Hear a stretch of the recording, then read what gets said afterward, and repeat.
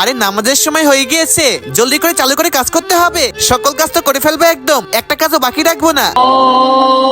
আরে ইয়ার আজান দিয়ে দিয়েছে, দোকানে তো কেউ নেই, আমি তো এখন নামাজ পড়তে যাবো কিভাবে? হে আল্লাহ, তোমার উপর ভরসা করে দোকান রেখে যাচ্ছি আমি, আমার দোকানটাকে তুমি হেফাজত করো আল্লাহ তুমি। যাই আমি এবারে কাজ করি, জলদি করে গিয়ে নামাজটা আমি আদায় করে আসি। ইউসুফ ভাই, চাচা নামাজ পড়তে যাচ্ছে, চল আমরা এই দোকানপাট লুটপাট করে ফেলি। এবারই তো আমাদের হাতে সুযোগ, যা হবে তো এবারই হবে, সবকিছু একদম লুটপাট করে ফেলবো। আরে বেটা, তুমি এখানে কি করছো? আরে চাচা, আরে কিছু না তো, আপনার দোকানে মাল রাখতে আসছিলাম, যখন দোকানে কেউ ছিল না। তোমার তো এখানে আসা ঠিক হয়নি, যাও চলে যাও এখান থেকে তুমি।